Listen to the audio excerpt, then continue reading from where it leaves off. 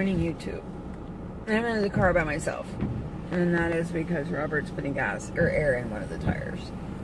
It has a nail in it. And he's got to go get it fixed this weekend. I'm cranky. I'm just going to be really honest. I'm tired. I'm cranky. Yesterday, I was working out and I did a wall sit. If you know what a wall sit is, where you sit in chair-shaped position up against the wall. Your back is against the wall. Well, we normally do them in our first break for like 1 minute. And yesterday we did them for 2 minutes. And so... Perfect, baby. Good job. So when we did that, I was at that point of utter fatigue and rotated my body to try to get a better angle to get up from the position. And I face planted into a Clorox wipes box that was there on the wall. Dispenser. And really hurt my face. I hit it here and I hit it here. My head hurts from the knot here and my face hurts from the knot here. And I'm surprised I don't have a black eye. I didn't do it. It's a lie. Let me tell everybody. I wasn't even there. So, like, bending over and letting gravity move my facial muscles actually hurts. Probably the blood changed too. It just hurts. My face hurts. And I have I was wrong yesterday. My doctor's appointment is today. So I'm a little discombobulated. Nervous about that, yeah. And Daisy and I had a little disagreement. I just cut her walk short and went home because I'm like, she kept doing that thing where she sits down. And I'm like, I'm not going to force you to do something I don't even want to do. We'll go the hell home. That's what we'll do. So, I felt bad that we didn't have a real walk. But today I don't really care. I'm very tired. This is a full week of waking up at the butt crack of fucking dawn. I'm tired. It was so funny. And Robert's like, yeah, I've had 2 hours of sleep and I feel amazing. And I just want to punch him in the face. My boss. You didn't bring any coffee? I drank it.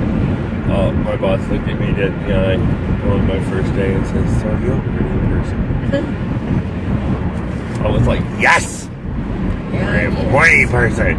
Always has been. I normally get more done before the sun comes up than most people don't know. So, yeah. Except at home on your day off. Well, I still get more done before the sun comes up. It's just once the sun comes up, I'm done. This is my day off. That's such bullshit. I don't like the sun. You just don't do stuff at home until you've had coffee, played a few games, No, I normally get up, and right after I drop you off, I do a bunch of whatever I'm going to do for the day. And by 10 o'clock, I'm done. Okay, I'm done. I did shit. Words fail me. Just that kind of guy. So, since this is technically a keto channel, yeah, I thought we should actually talk about things food related. So tell me how eating is. Have you eaten at work yet? What's happening there? Well, I had a huge, delicious Philly burrito, and I probably shouldn't have had the shell. And I had too much access to sugary drinks. I gotta work on it. Yeah. I had a Monster yesterday. I didn't really need it. It was just there. Introduce him to Bang.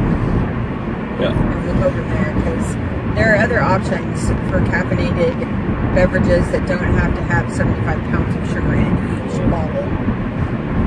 Or enough carbs to put you in a coma. Yeah, exactly. So yeah, there is that. So at work you're allowed to have pretty much anything you want, right? Yeah, as long as you don't get excessive with it. You know, I can eat once a day. I can have 2 or 3 drinks. But I can have all the bottled water I want, which is cool. They're just really laid back and easy going. And I mean, there's only 5 of you. I guess you just kind of decided that anything. You get 6 now. 6. I think it might be 7. It's okay, I'm really gonna go that way for you too. Yeah, I'm fine. I don't need to do it. Yeah. So, yeah, but eating's going to be a lot easier here than where I was working. I mean, they actually have, they have tons of options. Like you said, so far, every day there's some sort of chicken thigh. Yeah. Which I haven't even had a thigh yet. They're good. But yeah, they look amazing. He charbroils everything there in the bag. Oh, and it has that grilled taste to it normally, crunchiness. Yeah, that flame broiled goodness. But today, you will not be having any of that. Oh yeah. Today, he will be sharing an Indian taco with me. So we will have fry bread. That is something that will happen. But he and I will share one, and it will have meat. It will have maybe some beans. Better have beans. I'm gonna put lettuce then. Lettuce, tomato, and onion. I'll deal with whatever Salsa, because it's an cheese. Indian taco. There are exceptions to my rules, and Indian taco is one of them. Fall into that exception. Oh man, that's the one thing everybody talks about. You know, there are different foods for different places. You know, like you go to California and you're going to get an avocado wrap. It's just everybody serves an avocado wrap, whether it's bacon or sprouts or whatever. They're going to put avocado on a freaking wrap. Oh, it's so good. Yeah. Oh my gosh, it's so good. But you come to Oklahoma, or at least when I moved here, was my first experience with the Indian taco. And funny. let me tell you, it was instant fave. Yeah. Yeah, You love it. oh You love my it, Indian goodness, taco. people. Oh my goodness. I mean, if you like tacos, if you like taco salad, if you like soft tacos, hard tacos, whatever, if it's taco-ish and you like it, then the Indian taco just may be heaven sent because it is awesome. And though, like I said, the fry bread Yeah, it's not exactly keto good for you. friendly No. because that But, fry bread is going to be my interesting. goodness. And it's just not like I can so say, yummy. "Hi, when you make my fry bread, will you please be sure to make it in like appropriate oil?" Yeah, So that's just true. be aware of that. Yeah. Be So fried in canola for all we know. that's something we may have to try to perfect. Yeah, Keto because fry bread. Vicky's mom is making them this morning, so they're nice and fresh, and she's bringing them at 11. Yeah, we're about to be spoiled. My mother, when I moved to Oklahoma there in Wewoka, my mother got involved in a fundraiser where they made Indian tacos for the church.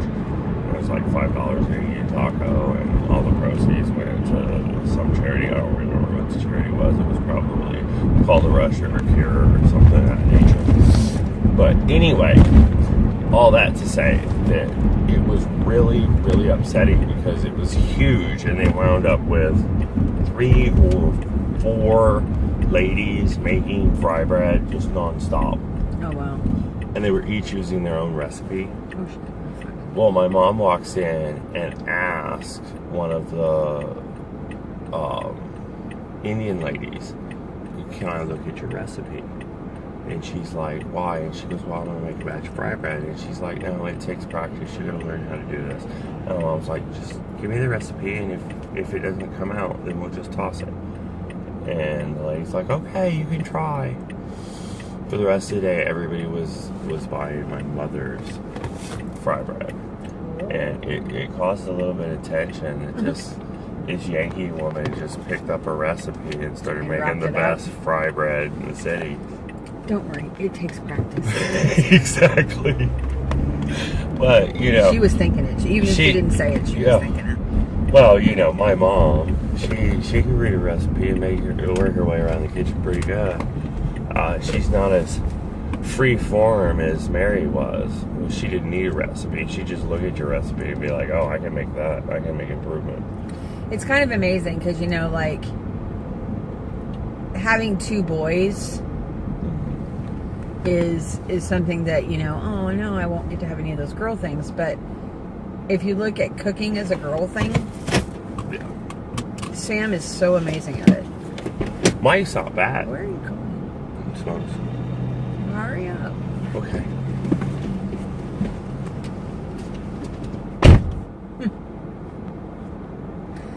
So yeah, I don't know. I'm feeling cranky today. I'm tired. My body is bulking this idea of not being able to sleep at a normal time period. And it's not like I'm getting a whole lot less sleep, but I don't know. It just feels weird. It's always hard when I first change anything like that. So I'm just tired. I'm tired. And yesterday it took halfway through my second full coffee before my body finally kind of woke up. And that is no bueno, friends. No bueno at all. Anywho, I have to go to the doctor today at 10, so I won't get to work out.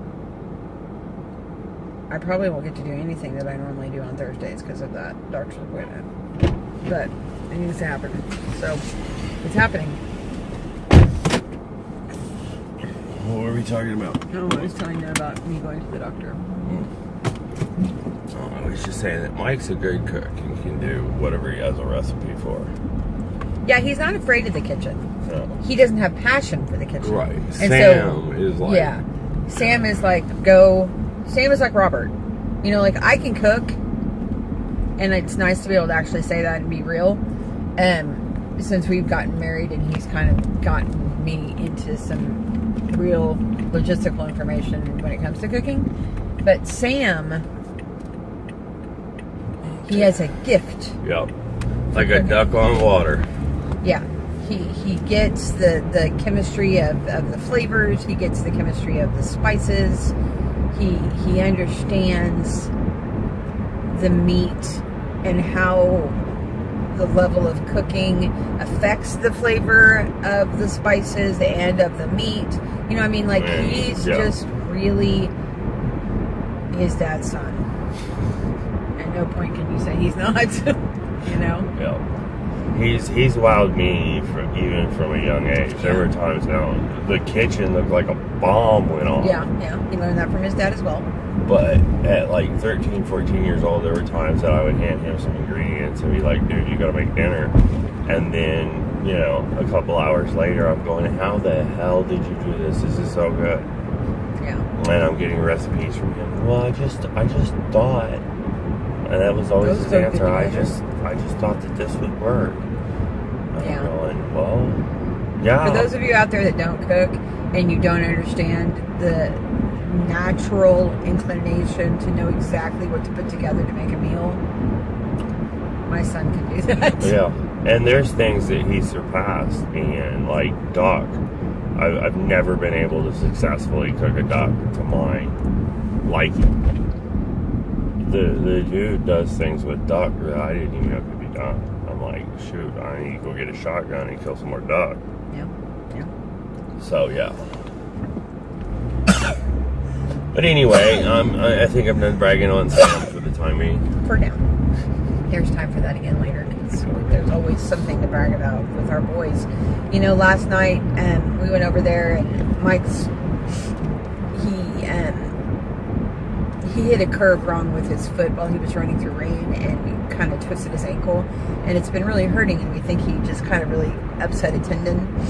And so we were up there and just kind of doing some laying on of hands with Reiki and stuff like that, and we just talked, and I came back home, or came out to the car just in awe, you know, of our kids, and the fact that as a parent you remember all of the horrible things that you did to your kids and all of the horrible experiences you put your kids through that could have endangered them. And maybe you all don't have these problems, but we were not great parents, I didn't feel like. And to see the men that they've become, We're just amazed that we had a part in it. well, and the fact that they don't see those experiences and hate us for them. Yeah. I think that's the part that warms my heart so much, is that, you know, I look at those experiences and I have nothing but shame and embarrassment and horrification that I even, you know, did whatever it is I did. And when Mike and even Sam, when they hug me, like we were leaving yesterday and Sam was hugging me, and sometimes it's a really quick hug, yeah, whatever, Mom. But this one, like, he wouldn't let go, and I was like, in my head, I'm like, I'm not going to let go until he lets go. And so we literally sat there and hugged for like a minute and a half. But like, hard hugging, you know? And it was such an open hug. And yeah, he was talking to everyone else in the house while he was hugging me, and we were talking about the cat or whatever, but it was very I'm present kind of a hug. And Mike does that same thing. Very open hug, very full on, love you, Mom. I'm here for you. Yeah. Right. And to have that relationship with these boys is such a privilege. It is. It is a privilege to be their parent.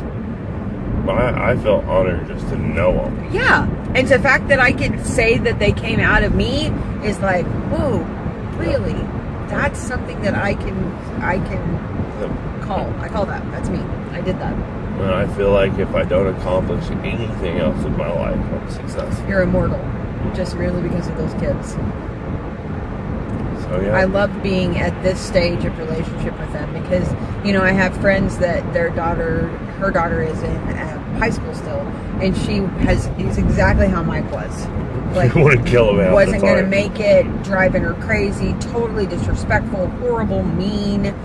Fighting all the time, tells her that she hates her, you know, all of that stuff that we dealt with one of our kids. Really both. At different times. At different times. And to be on this side I'm so grateful. First of all, I would never want to relive those times. But they show me something new every day that I spend time with them. And that's another thing is I think I've learned more from my kids than I could ever teach them. Easily, yeah. And yes, I try to teach them and pour all the knowledge I have into them. You know, probably a little overwhelmingly. Yeah. But at the same time, I've gotten more out of being a father. Yeah. And I've learned and grown more from that than everything else in my life. And what's amazing is when you're open and you're honest with your kids and you let them watch you struggle, which is really hard to do. It is. But if you are open and honest and they get to see that struggle and they get to see your faults and improvements, then you give them a roadmap of how to work on themselves. And then when you get to watch them do it, and then they teach you something. Yep, exactly. Like, I've been doing some studying, and look what I learned today. And you're like, hey, that's actually something I can apply in my life, too. Yep. And, you know, I spent my whole life with a mom that even though she meant well, she made me feel like that weight was always going to be an issue for me. And a struggle for me. And to see the boys in such perfect health. I mean, like we talked yesterday and Mike was like, I don't ever go to the doctor, but I'm healthy. He's had medical issues that doctors didn't really know what to do with. Yep. And he had a skin condition that like would flare into this insanity of boils yeah. and really bad lesions and weird stuff. And through diet, toxic pus, through diet, through healthy living, and through a mental. How do you describe that? I don't even know. Like, he has mentally healed himself from physical ailments because of the way that he believes he has the power to control his own body's healing responses. I guess he's one of the most physically disciplined people I've ever met. And like I said, he's my son. And there are kids. Like, two people that were 80 pounds overweight. These kids, first of all, Mike in his entire life, and he's 24 years old, has never been overweight, as far as I can ever tell. Ever. Not even close. Sam had a 6-month time period in his life where he had a slight pudge in his stomach. Slight. I mean, like, maybe he was 10 pounds overweight. Maybe 10, if you're lucky. But these are our kids, and I'm like, I'm so grateful, because the last thing that I wanted for them was to have the weight problem. And you can't, you know, a lot of people go, well, it's just genetic. Well, we were both overweight. And neither one of our kids had a problem with it at all. So how is that a genetic issue? Is bullshit. Yeah. Sorry. And I'm not saying that's not true for cancer and things like that. Please know that that's not what I'm saying. And it probably is true a little about the weight. But it's also what you do with it. Yeah. You know? It's how you treat your body, how you respect your body, how you give it the fuel that it needs. You know, if we've learned anything on keto, this body does require fuel. Mm-hmm. And not crap fuel that's got a bunch of crap in it that it shouldn't have in it. You know what I mean? Like, that's not okay. There's a bunch of people out there that will not put crappy gas in their car. Yeah. But then will go eat a Twinkie while they're filling up their tank. All day long. All day long. You know? It's like your fuel's just as important as that machine's. You're just a biological machine. And the worse you can buy another car, you cannot buy another body. Not yet. We're not there yet. and I don't want to have to afford, you know, that cost. Yeah, that's kind of a... Let's just keep the one we have and keep it working good. Let's do that. Right? Yep. Okay, for now. I think we're good. Thanks for watching. Have a wonderful morning. Yeah. Afternoon, evening. Do what he said. All right.